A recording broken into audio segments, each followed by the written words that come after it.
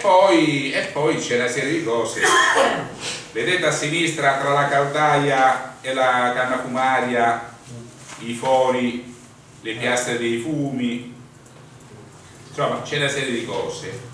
Poi alla pagina appresso vedete gli spazi attorno alla caldaia.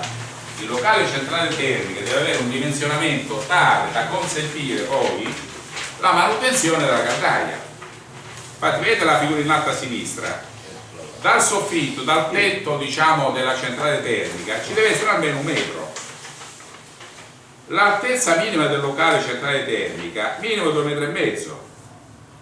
Poi la vista in pianta, quella sotto, vista dall'alto, la distanza, ecco, no, stai guardando. Ci manca un foglio. Eccolo, sempre questo. Ma non è questo, è questa. Questo ci voglio spiegato tu. Perché c'hai fatto? Niente, no, no, questo è quello com'è? C'è manca.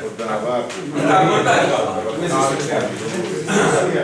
Comunque vedete la lettera A indica che la caldaia tutto attorno ha quanto deve essere minimo 0,6 metri, 60 centimetri, quindi dietro, davanti, a destra, a sinistra, centrale più possibile. eh sì, in modo che l'operazione di manutenzione tu devi avere la possibilità, se no la caldaia non è installata correttamente. Ma queste misure che dobbiamo ricordare? Queste misure che no, questa adesso è idea. No, questa la vede il progettista.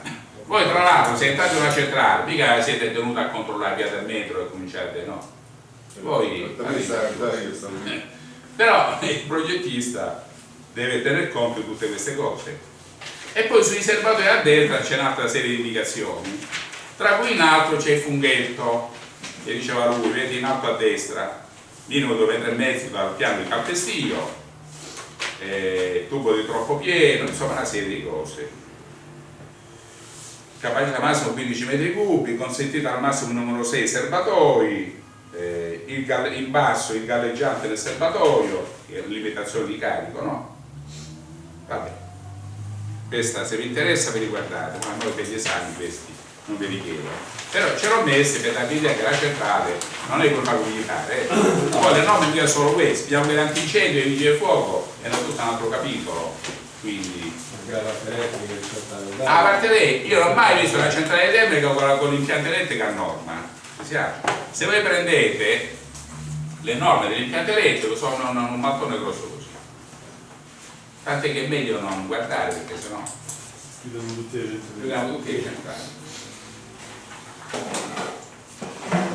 Allora la legge dice un'altra cosa: che cos'è il potere calorifico di un combustibile?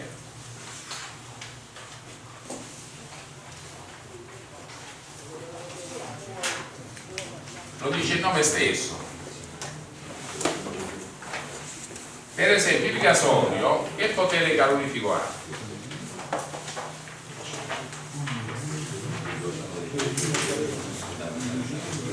(10.200 kcal al chilogrammo).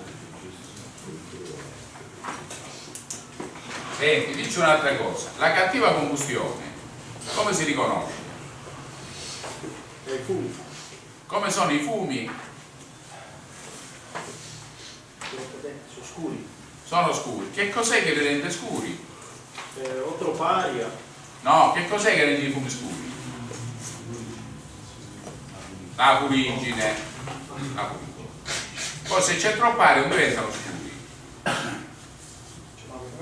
Però i fumi sono, metti che stiamo bruciando metano, i fumi non ti dicono nulla perché non si sporcano. Come te ne accorgi che la combustione va male? Della temperatura del camino? No, non c'entra niente. Ci potrebbe entrare ma non è dentro. Il colore della fiamma. Quando la combustione va male, la fiamma come diventa? No, diventa rossa. c'è un colore che cambia. Però poi dipende anche poi di combustibile. La fiamma del gasolio e di oliocombustibile tende al bianco, quella del metano può essere azzurrognola, però quando è cattiva combustione diventano tutte rosse, tendono tutte verso il colore rosso. Però per sapere proprio precisamente che la combustione va male, che si può fare? Si fa l'analisi dei fumi, e quando la combustione va male nei fumi, nell'analisi, cosa trovi? Zitti. Oh, sta cosa qua se non rispondete agli esami, Quando la combustione va male, nei fumi ci sono gli incombusti. Quali sono gli incombusti? Quello che stanno. Il CO e il C. Che sono CO e C? C è la formula chimica di che cosa? Del carbonio. E CO?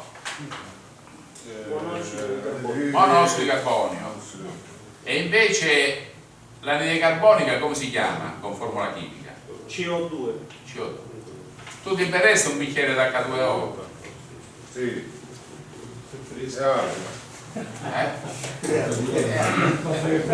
Dipende, se è quella del Tevere no? Sei gassato lì. La nazionale che beve? Ma è buona quell'acqua, è dura, è una mezza schifezza d'acqua. Bravo, pubblicità. È buona quella che fa la pubblicità.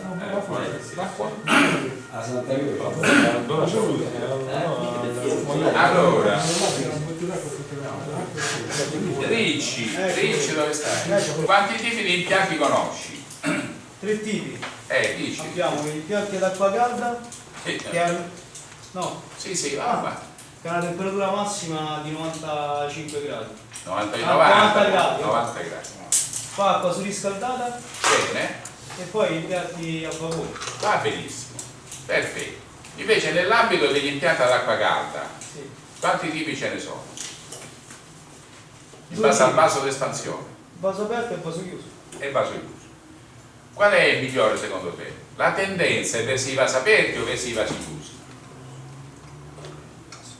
Beh, comunque sia il vaso aperto garantisce comunque sia una maggiore sicurezza, Perché? perché c'è appunto una conversione di sicurezza Bravo. che Che in caso di che? di elevata pressione all'interno del generatore di calore Che fa? ributta comunque sia questo vapore all'interno del vaso. All'interno del vaso. Ma poi finisce l'acqua. No, perché comunque sia c'è un reintegro attraverso il gruppo di riempimento. Di riempimento. Senti, invece il vaso chiuso ce l'ha la tubazione di sicurezza? No, però è sostituito dalla valvola di sicurezza. Però la valvola di sicurezza non è affidabile come il tubo di sicurezza. Ha anche Quindi, una valvola a scarico termico. bravo. C'ha 4 sicurezze. Dici quali sono? Allora, 2 sulla temperatura e 2 sulla pressione. un termostato di blocco Bene. che ha riarmo Manuale. Poi ha una valvola, no, quella è sulla pressione. La temperatura? La temperatura quale c'è? L'hai detto prima. La valvola di scarico termico. Valvola a scarico. E se non c'è quella di scarico termico, al suo posto che c'è? La valvola Sì, di sì. accettazione del combustibile. Bravo. Poi sulla pressione ci sono 2 sicurezze. Allora c'è il pressostato, Pressostato, aria la manuale. manuale E poi e la valvola di sicurezza. è la valvola di sicurezza. La valvola di sicurezza, come deve essere dimensionata? Sulla valvola ci sono scritti 2 valori, Sì. kilowatt e un altro valore. Cosa indica? Allora, secondo la portata dell'impianto e a secondo la potenza del No, portata, potenza. Allora, sulla valvola c'è scritto 100 la kg. pressione di scarico Bravo. Espressa in che cosa la pressione? in bar. In bar. Qui sulla valvola c'è scritto che sono 3 bar. Significa che la valvola si apre quando? Quando all'interno dell'impianto si arriva a una pressione di 3 bar. Di 3 bar, sì. Cioè che supera i 3 bar. Perché c'è il piombo qui sulla valvola? Perché per non manomettere la pressione, cioè come è stata la. Il valore di caratura. E questo tubo qua così? Quello è per lo scarico, quello è obbligatorio comunque sia perché convoglia il vapore. E se il Vabbè, ma pavimento? perché è uno scarico a vista comunque sia. Per evitare che cosa? Questioni. Eh? No, Eh sì, per evitare che il personale che sta in centrale comunque sia convoglia il vapore. venga scambiato per un pesce da vessare col vapore. Dice un'altra cosa, il rendimento termico di una caldaia, che cos'è? Il rendimento termico della caldaia è il rapporto tra la potenza nominale e la potenza al focolare. E il potere calorifico di un combustibile? È la quantità di combustibile, cioè un chilogrammo di combustibile, cioè la quantità massima di calore Sì. che è un chilogrammo Che sviluppa che sviluppa un chilogrammo di combustibile. combustibile, Bruciato completamente. bruciato completamente. E che significa bruciato completamente? E comunque sia tutta la parte, tutto il carbonio all'interno di questo combustibile è bruciato completamente. E quando è bruciato completamente tu come te ne accorgi? Da una percentuale Che, che bravo, per i combustibili che il carbonio è diventato tutto anidride carbonica. Perché se c'è monossido di carbonio, quella non è una combustione completa. Allora il potere calorifico si abbassa. Bene.